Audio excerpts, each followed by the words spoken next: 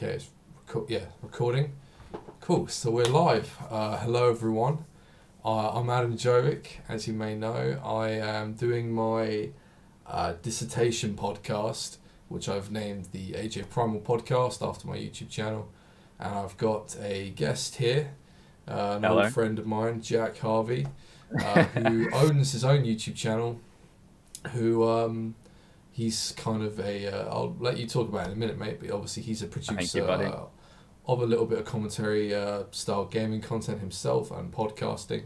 So we'll talk a bit about what he does. We'll talk about obviously what it's like now with the current conditions with the virus and everything, and yeah, pretty much it. Yeah, just to get started, mate, like I said, we'll go through our equipment setup. So if you just want to say Oh, kind sure. of, Yeah. yeah, I'll just go through what I've got. So obviously I'm just using a Rode Video mic, it's a directional microphone, because it's just me in here. I've got just a basic Microsoft HD webcam. We're both using headsets and being recorded via OBS software. So yeah, if you just want to go through yours, mate. Yeah, of course. Exactly the same here. I use OBS to record both my audio and my video, and nothing too fancy, to be honest, for any of my setup. I've got myself just a very basic, like £20 Logitech camera, as well as I think this cost me about £50. This microphone. It's a Blue Yeti. It's kind of like a directional mic. It does the job. I don't really need anything else too fancy. Other than that, just very standard equipment. Like you said, do run a gaming channel, so I do have myself a nice gaming keyboard, mouse, couple of monitors, but overall nothing too extravagant, nothing too fancy. But yeah. Nice, mate, nice. So yeah, do you want to kind of introduce it with what you do with your channel? So obviously, yeah, like you mentioned, you do gaming content with commentary. That's Talk right. kind of like about how it started and how it's kind of evolved now in terms of the popularity and obviously everything with the virus. But yeah, just start with what you do and how it started. Oh yeah, for sure, mate. I mean, I've always been a big gamer. I've played games my whole life, and kind of when I finished with university, I wasn't really sure what I wanted to do in life. I kind of went away traveling for a bit, kind of thought about what I actually wanted to do. I kind of decided I don't really want to kind of fall into the generic system that most people do. I know that sounds a bit bad, but just kind of like working an office job, not really for me. So when I did get back from that traveling experience, I kind of thought I've always wanted to do YouTube. I've always been in and around YouTube since I was like 13 years old. And it's always something in the back of my head that I've always wanted to do, but I never really gave a try. And at the time when I got back from traveling, I was really enjoying a game called RuneScape. And I decided just to put, a few videos up of me just playing very basic, little bit of commentary there. And kind of to my surprise, I wasn't really expecting much to come out of it, but they actually got quite a bit of traction. That's when I thought, I'm not really doing all that much right now. I was working part-time.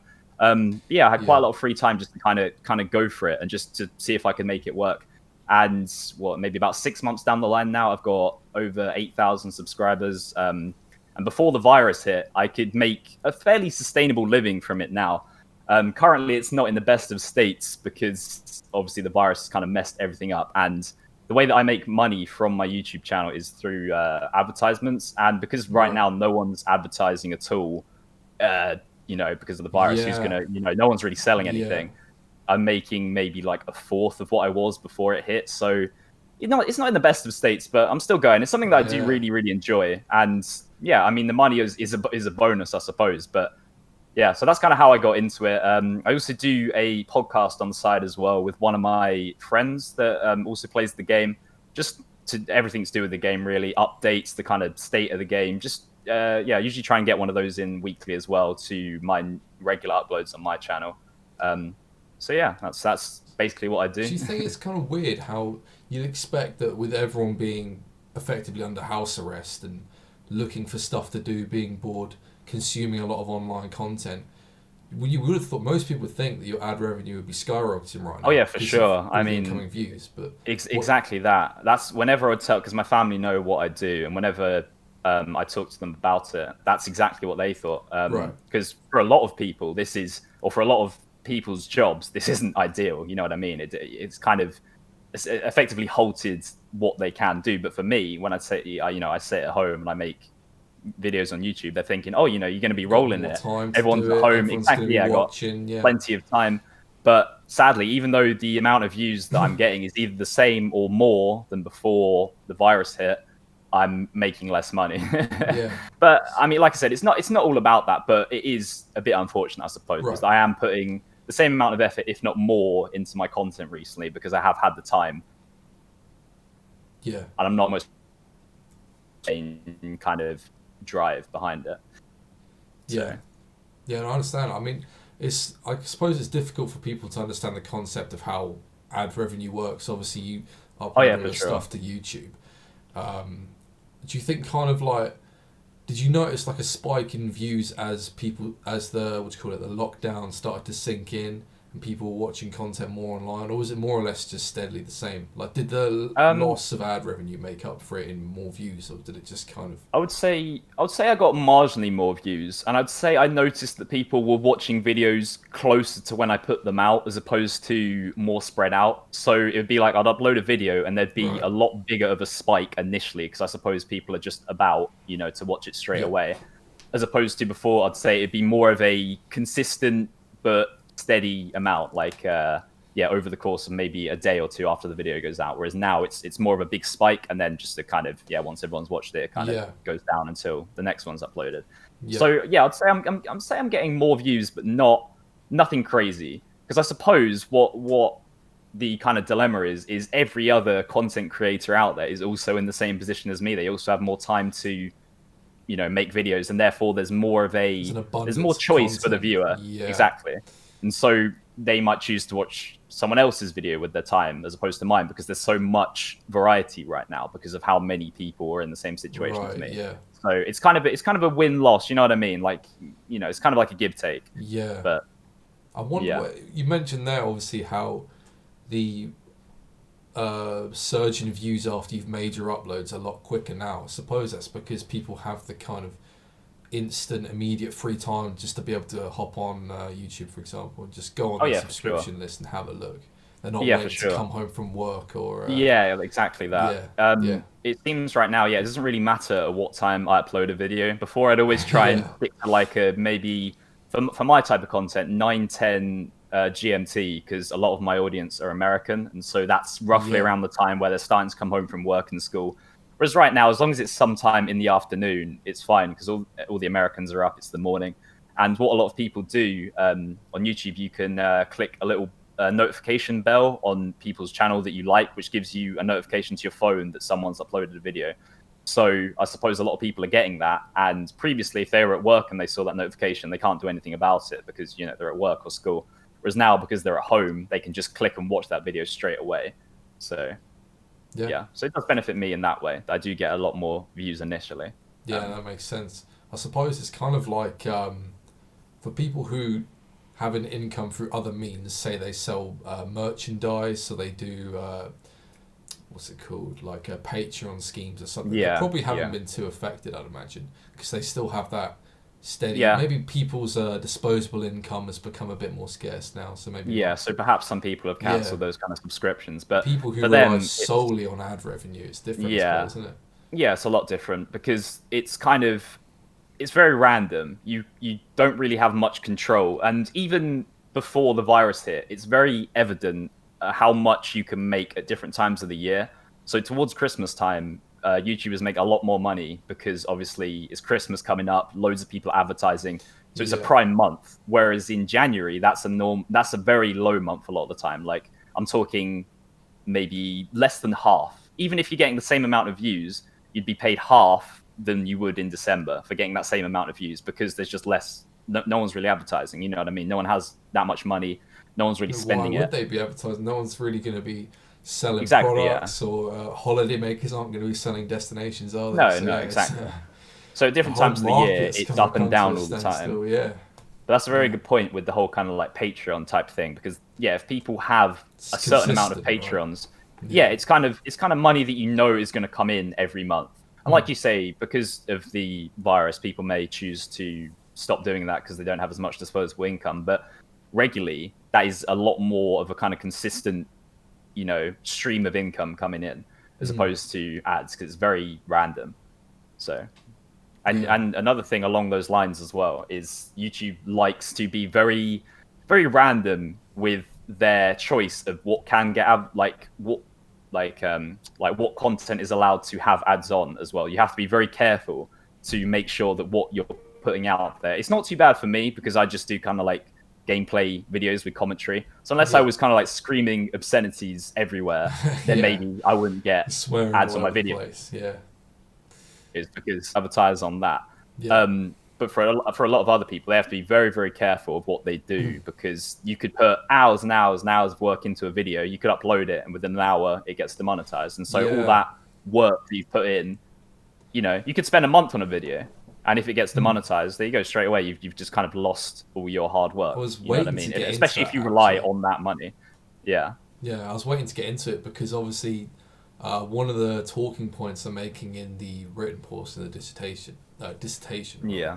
is the kind of contrast between this style of chat and then the kind of conversations and I suppose interview technique you'd be having on like I don't know a morning breakfast TV show like a Good Morning Britain or This Morning Yeah. or something like that. Do you know what I mean? And I was going to Yeah. say Yeah. that you have to obviously on those platforms you can't swear, you can't use obscenities You or have to be whatnot. careful. Be what do you call Yeah. it? Just sensible, mature. But then again, obviously, Yeah. yeah, if you rely on ad revenue and you know that using certain language is going to get you demonetized, I suppose you could say it's similar on here because no one's telling you how to speak, but in a way they No. kind of are. The platform is telling you how to speak because it's saying if you speak in a certain Yeah. way or use certain language, you're going to You're get gonna. penalized Yeah. for it. So Exactly that. it's yeah, And you have the it's freedom to very do it if you risky. want. But yeah, Yeah, because if you don't rely on that money, it's okay. Like I know a lot of people who have podcasts, a lot of YouTubers that don't really do it for the money. They just do it because, and they can talk about anything. They can talk about any kind of topics they want, be it non-advertiser friendly, because it doesn't matter to them. But again, if you rely on that money, you have to be very careful and careful how you advertise that video as well. Like if you've got a podcast and you're talking about, I don't know, something like sex, for example, if you put that in the title, you're demonetized right, instantly because it doesn't. The way yeah, that YouTube works is it can't watch every video and determine, okay, this is a good video, this isn't, this is okay, this isn't. It uses keywords and it uses like software to track everything said in the video. It kind of has a rough guess of what people are saying, and so if it detects some of these keywords, demonetized, because it doesn't want people advertising off of that, because advertisers don't want their products associated with kind of. that kind of Yeah, content. exactly, yeah, Yeah, yeah, makes because you can sense, upload doesn't it? anything to YouTube, Yeah, like literally anything. You could just, if you upload like a straight up hate speech, you know what I mean? yeah, Like initially you could have ads on that, but once it kind of detects that, okay, this content yeah. isn't very Because suitable. it's automated, that can take as little as what, surely like half an hour until the system's Yeah, actually clocked what's been said. And yeah, for sure. Like it yeah, goes through the no whole one's whole manually video. checking that content, are No, they they? can't do. No, they Yeah, can't. Just because there's so much of it. yeah, So you can kind of see why, but at the same time, it does very much limit. It's kind of like freedom of speech. It's very, you have to be very careful of what you say, yeah. if you do want to make money off your videos. But How yeah, do you find kind of like changing how you talk and your persona when you're doing commentary or podcasting? Because obviously, uh, if you feel like not from normal day to day life, I don't know, you swear a lot, for example.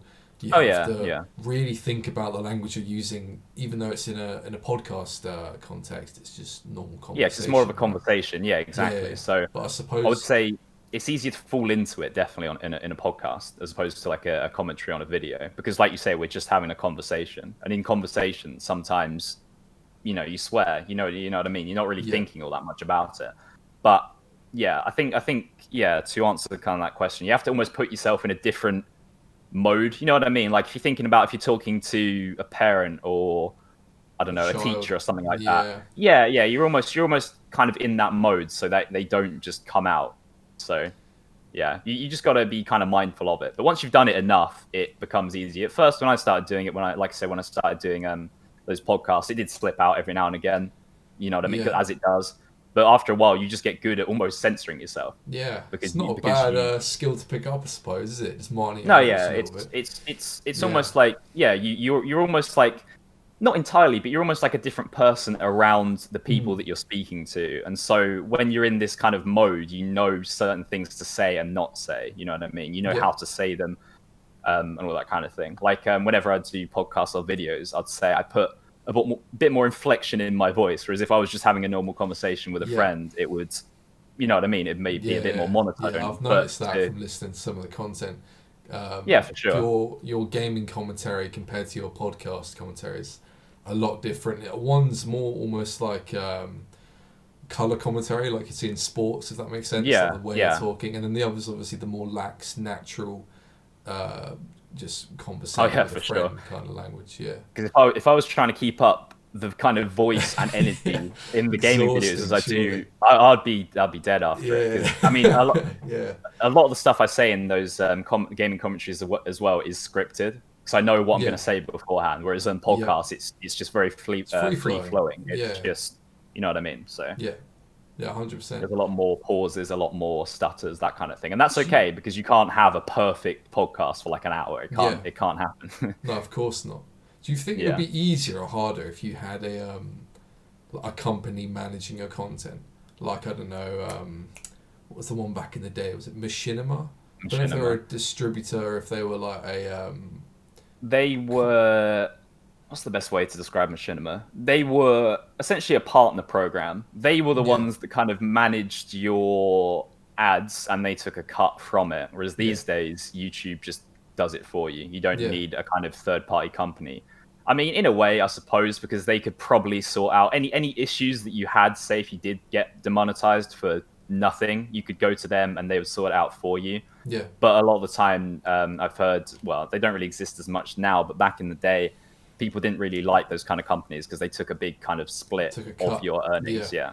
I mean, it's kind of fair. It's almost if you have like a management agency, like if you're a celebrity. I mean, I'm not trying to compare YouTubers to celebrities, but in terms of that kind of thing, they take a cut because they essentially manage your life yeah, for you. I suppose they do all that stuff that you don't want to do, or you might not even have the knowledge to do.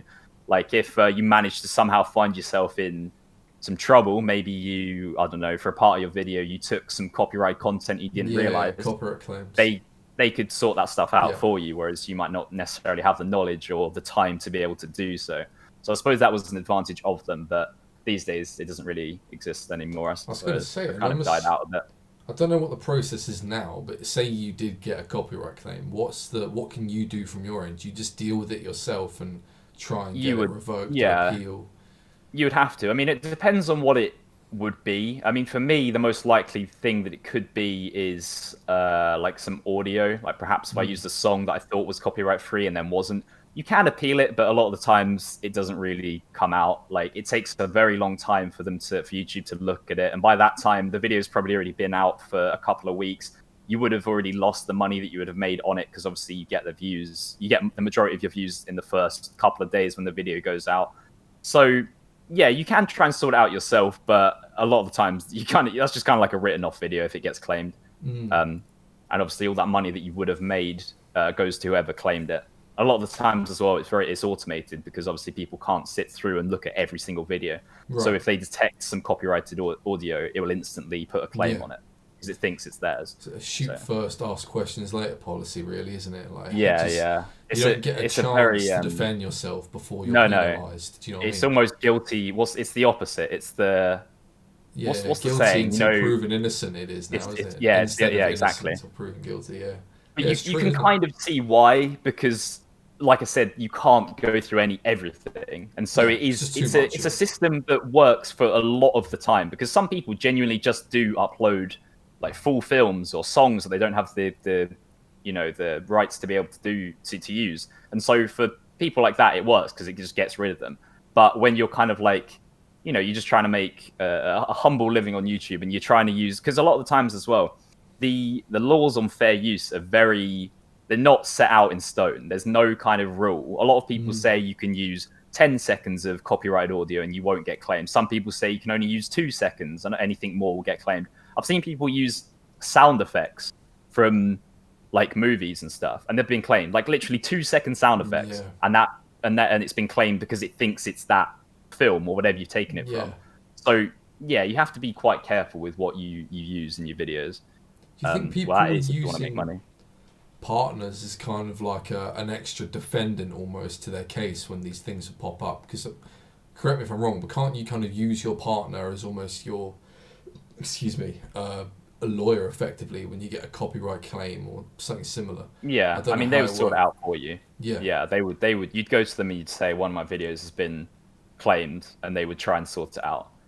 I mean, sometimes you are in the wrong. I mean, it's never really happened to me because, like I said, that kind of content isn't my kind of content. But for a lot of Yeah. people, you see them get claimed for literally nothing, and you hear them complain about it a lot of the time, and rightfully so, because I don't really feel if you're using like 3 seconds of copyrighted audio in your video, you're not stealing the entire song. You're not Mm, using it without permission. It's fair enough if you use like the entire song or if you use like a minute segment of like a TV show or a film, you can be like, okay, fair enough. But yeah, like I say, the laws on where fair use apply and don't apply are very it's not set out at all. grey. Yeah. It is a grey area. Like Yeah. there's a lot of people that will do YouTube videos reacting to TV shows and they'll show like minute long segments of the TV show at a time and then they'll give their commentary over the top of what they think of it. Mm, Sometimes that's fine, sometimes it's not. And that is a grey area because it's like you mm. are essentially putting a decent chunk of someone else's content in your video and profiting off it. So there it's a bit iffy. Yeah, you But can see both yeah. sides, can't you? Yeah, Do you because think that you kind of, when you make podcasting content, obviously none yeah. of it's editorial. You're not Oh no. using sound effects, No. music, or even images apart from what maybe like a backdrop like we have. But Yeah. do you know what I mean? I think in terms of the volume that you're making, unless you're like I Yeah. said playing some music or playing a video, it's a lot safer in terms of avoiding getting penalised from Yeah, for sure. copyright strikes, right? I'd say it's nearly impossible. Unless somehow Yeah, some music is playing in the background of someone's microphone. That's the only thing that I can really yeah. think. Yeah. It's near enough impossible, I would say. It's a very safe way. And it's also a very it's quite a lucrative market podcasting because a lot of the time the way that YouTube decides how much your content is worth, if that makes sense, is by the length of it. And so because podcasts are so long, it's quite it's quite like a profitable what's the like type of media. You know what I mean? Mm. Like for all the things that you could choose to upload, podcasting's quite if you do talk about non or like if you're very PC in what you say, yeah, Mm. it's quite a profitable source of income because they're so long. Some podcasts are 2-3 hours long. That's a lot of ads that you can put in the middle of that video as opposed to like a normal 10-minute video where you can't really put as many in. How does it So work in terms of when you can place ads and how many you can place? Is there a certain amount you can put per? I know it's 10 minutes, is it, or is it a 10 minute mark? So the way that YouTube works is, and this is a relatively new thing. I think they brought it out in maybe 2017 because a lot before that people wouldn't really bother making 10-minute long videos. But now, the way that it works is if your video isn't 10 minutes long, you can choose to have an ad at the start of the video and the end of the video, and that's it. Whereas if your video is longer than 10 minutes, you can choose to put something called mid rolls in, and you can choose exactly what time you put these in. So say you made a 10-minute video. Mhm. You could have an ad at the start before the video plays. You could have an ad at 2 minutes. You could have an ad at 4 minutes 40 if you want. You can go through the video and if you wanted to, you could like place them at strategical times because if something exciting is about to happen in the video, you could put an ad right before it so people are more likely to sit through that ad and then Mm. continue on with the video. Whereas how I do it, I just usually put them at the exact same times every single video because my videos are all roughly the same length, maybe 15 to 20 minutes. I usually put one at the start. I'll put one at like 3 minutes 30, 7 minutes, and then 10 minutes 30, and then one at the end. So Yeah, that yeah, and makes those are sense. the most profitable ones. If people sit through those mid rolls, that's when people make more money. So that's why it's kind of important to try and get people to stay on your video for as long as Engaged in the possible. video, yeah, instead of Because the more mid rolls clicking they away. hit, the exactly, yeah. And also that helps with there's a whole nother side of it in terms of how YouTube choose to promote specific videos over other ones to other to users on the website.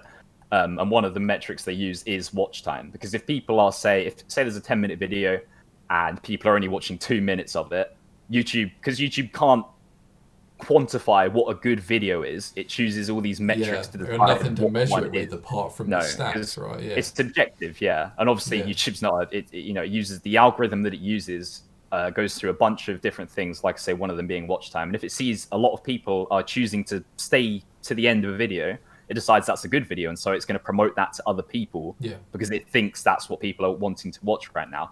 Same with if comments and also likes as well. Any kind of interaction is the same. If people are liking the video and commenting on it, again, it thinks it's a video that other people might want to watch, so it pushes it. And if people aren't liking or staying to the end, it might not. So that is kind of a measure of how videos do good or bad, depending on how many people that they get pushed to. Because you can make the best video in the world, but if no one sees it, no one's going to know. You know what I mean? Yeah. How do you find kind of the difference from when you do like podcast style content compared to gaming, the smaller gaming videos? In terms of, do you see kind of like drop off more in, would you say, ones that are obviously a podcast is mostly audio format, people can play it and leave it in the background? Yeah, exactly. Or more so the ones that people kind of intently watch, like the commentary gameplay ones? Do you notice kind of like a drop off at any time, or do you think it's more or less the same? I would say, without trying to say, look at me, my content is amazing, I would say it's quite similar. I can see YouTube has a very nice feature where it tells you where people have stopped watching the video. Like, it will have a timeline for the whole video. It will start at 100% on 0 seconds because everyone's watching at 0 seconds. And it has like a kind of line graph to show at what points people have dropped off. So a lot of the times I've gone through those line graphs and seen like, oh, what's been going on in this time where 5% of people have chosen to click off the video. And if it's something that maybe I look back and think, oh, actually that wasn't very necessary in the video, I won't put it in next time. But yeah, compared to the podcast, I would say podcasts have a much higher audience retention rate. Because like you say, people put them on, they go and do other things. They might put them on and go for a run. Yeah. Exactly, yeah. They might be cleaning. They might just be playing a game and want to listen to something. They might even sleep. They might have them on when they sleep. And if they're still going whilst that person's asleep, that's still them technically watching the video, or at least the YouTube side. Yeah, exactly. So yeah, I'd say for my type of content is quite similar, but I'd say for maybe it sounds like I'm saying, oh, my content's amazing, but maybe for other people they would be more of a trend in terms of like, I think I remember seeing a stat, whereas if you can get people to watch 50% of your video, that's quite a good, or on average, that's quite a good amount of time, depending on how long it is. But I'd say podcasts definitely go longer than that. I would say maybe like 60% of people stay to the very end. So even if it's like an hour long. Well, I mean, I can see the comparison because they're both commentary led, aren't they? Like when you're doing your gameplay videos, you're still doing a narrative the whole way through.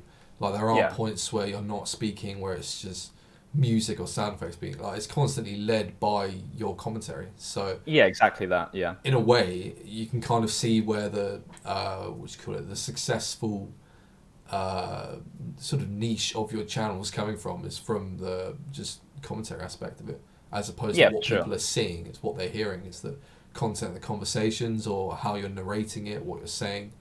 So I can see the relation there. But like, do you think it's weirder when you're talking to just a screen where you're doing commentary footage as opposed to another person in a podcast? Like, how do you kind of like, obviously there's an audience at each end of these, right? But then 100%. One's literally just to an audience, whereas the other's to another person with an audience. I would say in terms of the podcast, when I do that, I kind of forget a lot of the time that I'm actually making a piece of content. A lot of times, because it is something that I'm passionate about and something that I talk about a lot anyway, it is almost as if I am just having a conversation with a friend, because that is literally what it is. But at the same time, it's insightful. People like listening to it. It's like I said, I'd say we're quite knowledgeable on the game, and so a lot of people tune in to listen to what we have to say. But yeah, I'd say when I'm specifically doing a commentary for my channel, it's a lot more. I don't want to say forced, because it's not forced, but it's almost like I'm playing a persona. It's like I'm very upbeat. My voice is. I speak a lot faster. I speak a lot. Exactly. Yeah, I put a lot more inflection in my voice. Whereas, like you say, with the podcast, it is almost just like a conversation, because that's what it is.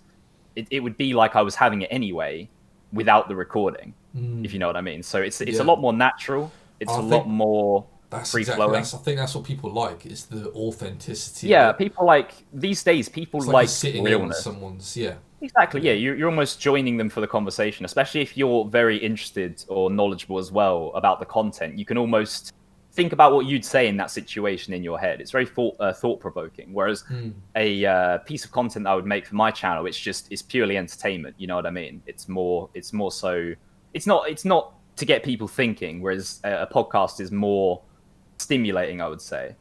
So yeah, I'd say that's probably the main two differences, at least from me, in terms of the persona that I play. I suppose in both pieces of content, but. Do you find it's hard to kind of keep that character when you're doing? 100%. Yeah, it's very there are points sometimes you forget that you're putting on a voice. Sometimes, yeah. I mean, I almost put myself in like a mode. I'll be like 3, 2, 1. Okay, guys. So you know what I mean. Yeah. It's a lot more. I don't want to use the term force because I do enjoy it, but that isn't me. It's almost acting, isn't it? You're is playing acting. A character in that moment. Exactly that, and that is the same for a lot of YouTubers. Because if I say sat there and I was just like, oh, hey guys, so today we're going to be doing this, people will be like, oh, this is boring, I don't want to watch this, and they'll click off. Whereas if it's more exciting, especially in terms of like video game gameplay, a lot of the times it's very hard to make that interesting without the content behind it. Like if it was purely the gameplay, it would be so boring. Yeah, especially if it's something they're familiar with, they've seen they've seen it a million times. Exactly, they might as well just play the game themselves. What are you bringing to the table, I suppose? Like exactly need to kind of have a reason to watch you specifically, I suppose. As opposed to just playing the game themselves. Exactly. It's about trying to make it. It's about trying to make it as interesting and just entertaining as possible for the viewer. And like I say, that definitely helps push the video to other people if people are staying to the end to watch it. If there isn't a dull moment in your video and a lot of people are staying to the end, like I say, YouTube likes to push that kind of content to other people because it thinks they want to see it. So yeah, when I am recording for my channel, the commentary, I do almost put a persona on. That's not me, and for a lot of big, I'm not trying to say I'm a big YouTuber, but other big YouTubers or people on the platform, the way that they act in their videos isn't them. Like if you have a conversation with them, they're not going to be like, oh, hey, you know what I mean? They're going to be a kind of toned down version of that. It's still me, but it's just kind of like a toned up version of myself, trying to make it more interesting. If you think about it, how's that any different from a radio host or a TV presenter or a news anchor? Or just a show or any actor. Talking or presenting themselves like that in person, surely. Like to a degree, like an actor, you're putting on a performance. Like you can tell it's them, but it's not to the level of what they see in that content. I think a lot of people know that as well. But I think you made almost a kind of good point earlier. Is the podcast is very real and raw. So if you like that persona of that person, if you then come and watch the podcast, you can almost see the real them, I suppose. You know what I mean? Which is interesting. Personality to see that contrast. Yeah. I suppose that's why kind of the celebrity-led chat ones are so popular, like Joe Rogan's or Russell Brand's, for example, is because they're big personalities that a lot of people know about that they want to see the real side of. I think 100%. Like when you see someone you've seen as an actor who's obviously done performances in films, when they get to just talk as them, it's kind of shocking for a lot of people because you don't get to see just them, do you? You just see them playing their different personalities and roles in films. Exactly that. And I think it is quite weird for people to see sometimes because they'll see an actor and then they'll see them doing like an interview and they're very, they might even sound different, you know what I mean? They're just very, and you're like, oh wow, this is the real them, this is interesting because I like this actor, I like what they do. So because they're invested in that person, they're likely to kind of stick, like you say, with the kind of public figures that do podcasts. A lot of people tune into them regardless of who's, if there's guests that they don't even know or anything like that. They'll watch no matter what because they're invested in that person. Because they've kind of built themselves up, their content on them, they can almost do anything. It's a very transferable thing. I think that's why a lot of people are doing podcasts these days, because if they're a known person, people are invested in them. Whatever they say or do, people are going to watch because they like that person. Yeah. So personality-led, isn't it? Exactly, One of the things I've noticed that you do a lot, which I think really helps that factor of kind of having people attached to the personality, is you engage with them in the comments. And I've seen almost all of your uploads consistently. Even if you're not replying or commenting on other people's responses, you're liking them, you're showing that you've seen them and pinning them and such. Do you find that people like that kind of level of personal Oh, interaction where the exactly that, mate. producers Exactly that. actually, yeah, yeah, It feels like, and I do. I don't just do it because I'll tell you a story. When I was first starting to make videos, I watched a video on how to get more views, and the one tip that I took away from that video that I watched is be very interactive with your audience, which was something I was doing anyway at the time. But yeah, the point that they made is if people know that they're going to leave a comment and I'm going to reply or like it to show that I've read it, they're more yeah, likely to then come back to the next video and do the same thing. Like I see that I maybe average 100 or so comments on each, same people, sometimes just saying the same thing, like, "Oh, great video, mate, as always, appreciated it, thanks for the content." And yeah, that's nice to see, and it also does help to push that video again because if YouTube sees that a lot of people are commenting on it, it thinks it's a video that other people want to see. So it's quite a good thing to do, and I do enjoy yeah, engaging with those people because at the end of the day, if no one watched my videos, that I wouldn't have. I would still make them, but you know what I mean. It wouldn't be a source of revenue as yeah. such. So it's quite important to build yourself a good community. Mm. Um, Yeah, the people and yeah, fueling you, I suppose, aren't they? yeah, Basically, exactly they're that, keeping the lights on, so to speak. So 100%. And trying to keep yeah, them happy is quite a priority of mine. Like whenever I'm making a video, I have in mind. yeah, literally, Um, yeah, would I enjoy watching this video if it was from that? That's kind of one of the main things that I do whenever I'm putting together a video. Like a lot of the times I'll record things and whilst I'm editing the video, I'll be like, okay, that doesn't really fit there, or you know, that's a bit boring, or I wouldn't like to see that in a video, and I'll take it out because trying to keep them happy and keep them coming back every upload is what keeps me going and what keeps me growing. So right. yeah, I was going to it's say, something that I keep in mind. do you find that difficult when you're podcasting? Like, is what I'm talking about a bit interesting here? Are they actually enjoying it, or do you just kind of Um, keep it authentic? And if they don't like it, they don't like it. I think it's kind of keeping it authentic, as long as we're kind of staying. Because the thing about the podcast that I do is it's very specific to the game, and so a lot of the times, no matter what we're talking about, because it's to do with the game, people are going to be interested in it because they wouldn't watch that podcast if they didn't like that game, if Right. that makes sense. Yeah. I think it's a bit different with other people. So, say it's a podcaster that normally talks about sport. If suddenly they released an episode with someone who did makeup, a lot of the viewers might be like, "What's going on here? I don't like this," and maybe not Yeah. watch it. But because of what I do is to do with the game that I play a lot and the game that I make commentaries on my channel, it's only people that play that game that watch it. So they're kind of already expecting what's going to happen. I don't think they would, and because they know it's a podcast, they wouldn't come into it thinking, "Oh, I'm going to be super entertained for an hour." And obviously, the goal Right. is to entertain people, but the kind of premise of a podcast it isn't going to be like high energy. Oh my god, you know what I mean? Like a normal video would be. So yeah, I think to answer the question of like, am I conscious of that when doing the podcast? I would say to an extent. Like the way that I'm talking now, I wouldn't sit there and be like, "Oh, so yeah, what happened today in the game?" You know what I mean? I'll still put a little bit Yeah. of inflection, all that in my voice, but it wouldn't be to the level of what I'd do in one of my commentaries. Yeah. So yeah, I'm conscious of it to an extent, but not majorly. I would say. Mm. Well, So I it makes think the sense. I mean, realness of the conversation is more what people want to see yeah. in that context. Literally, that's kind of what I'm getting at in mind is Yeah. that more people just want to see the personalities. They want to see kind of stories, the chat. They're not too Yeah, they unless just want to have a it's chat, really. yeah. Obviously, yours is a bit different because it's about a specific game. Yeah. People are likely already the majority of the fan base is of the game, and they want to either get information on it or get someone's 2 cents on it, so to speak, their take.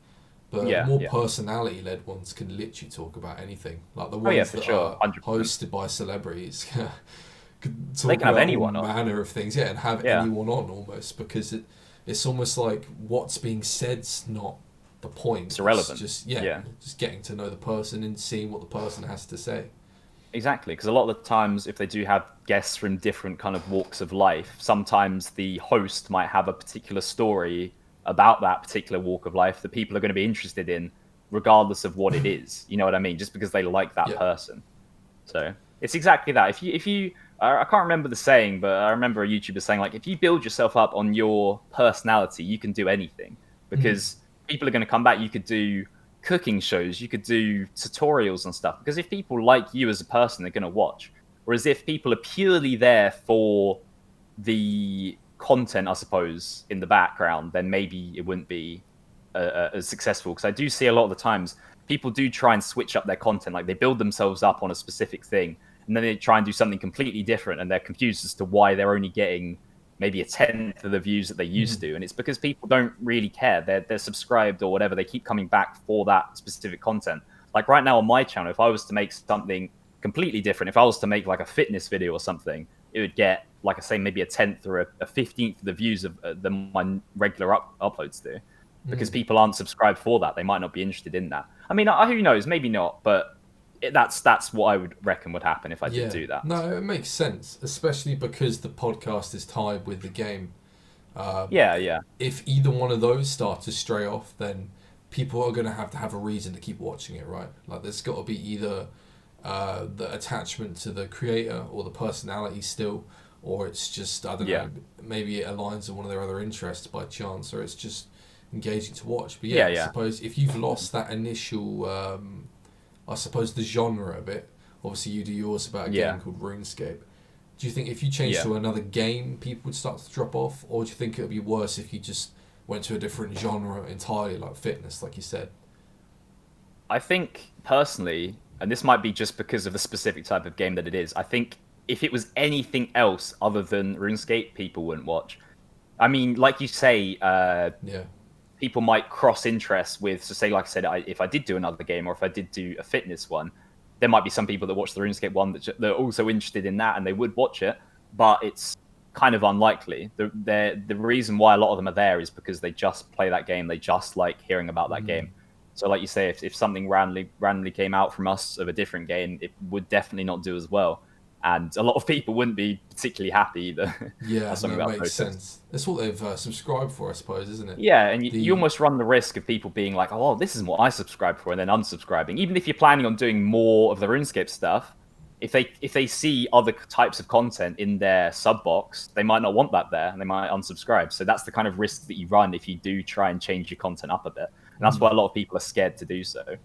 And it makes sense, I suppose, because you're it's almost like when people advertise things, like if they advertise on a video about gaming, it's unlikely that people are going to get advertisements to do with like makeup or women's clothing. You know what I mean? It's tailored to a specific audience, demographic. Yeah, and those people aren't interested in that type of thing. So it makes sense. It's not their fault, but yeah.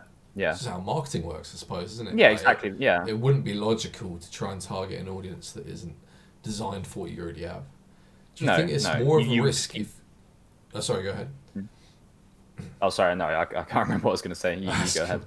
I was going to say, do you think it'd be more of a risk if you try to deviate more with your podcast content and start talking about new topics and bringing in a different range of guests? Or do you think you'll keep that how it is and maybe just start to introduce new commentary style videos first?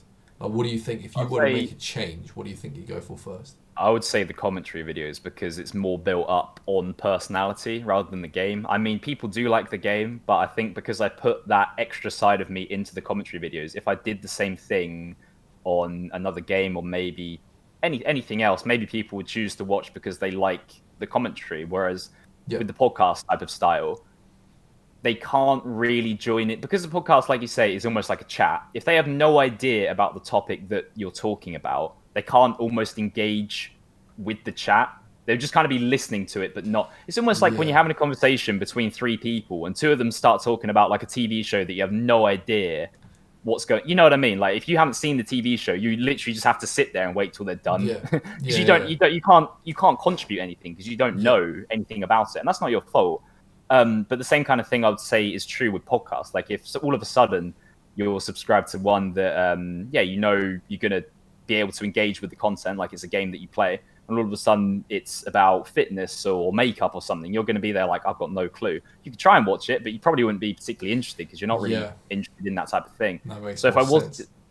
so back to your question of which I would, if I was going to deviate, it would probably be with the commentary style videos on my channel, because I could do the same thing but over a different gameplay, I would say, or different type of game. So, but right now I'm quite happy with just doing the one kind of thing. Definitely, it's working for you from what I can see. Yeah, I really do think people are getting to like, not, I was about to say the character, but obviously it's just you. But the, what do you call it, the personality of it, and they like the personal touch that you're putting in with how you're talking to them. It's not like, what you call it, you're listening to a promotional video, or like Yeah. someone who's what you call it, kind of narrating something like a story. I mean, you could say you're doing that, but you know what I mean. It's just Yeah. you talking Yeah. off the cuff about either what you're doing or the conversation that you're having. Yeah, for sure. Yeah, And because of the nature of the type of game that I play, like I say, without the commentary, it wouldn't be particularly interesting to watch. yeah, So I think it's quite important that I do kind of add as much personality into those kind of yeah. videos as I can.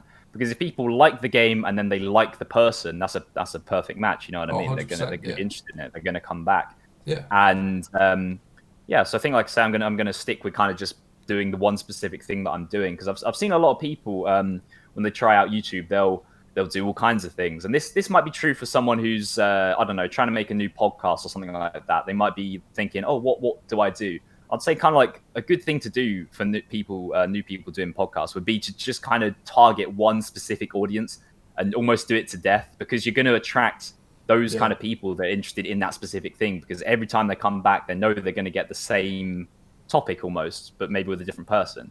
Whereas yeah, if you start out and you don't have any followers and you're doing podcasts about all different kinds of stuff, you're not really going to build an audience. You're just going to have those odd people come in and stopping by to watch that specific video, but they're not going to come back for the next one, if that makes sense. it So, does. yeah. Nice one, man. So I Well, think listen, it's, we've just thank hit you. 45 minutes now. Um, Oh, already. for me, yeah, for me, and for the sake of the averages that I put in the dissertation, that's pretty much perfect. So we can wrap up here if you want, mate. Um, Sure. Before we end it, though, do you want to just leave kind of like links to the channel, and if you have any social Yeah, medias for that you use? sure. I mean, I'm always down for a nice plug. I'd say Yeah, if you I thought you would. if you are interested in RuneScape videos, I would urge you to check out the Pulverises YouTube channel for the highest quality gameplay and commentary. Nice one. Um, so yeah, that's basically all Cool. of my socials as well. Just at Lovely. Pulverises. Yeah, Nice one, man. Thank you very thank much for you. doing it, mate. We're It's going been a to wrap pleasure, up mate. Thank here, and you. Thanks for who having me knows if on. I do another episode or not, but we'll see. But yeah, thanks for coming on, Oh, man. mate. Well, Appreciate if you it. need me, I'm always here. I'm always here, bro. Cheers. Thank you, mate. You're welcome.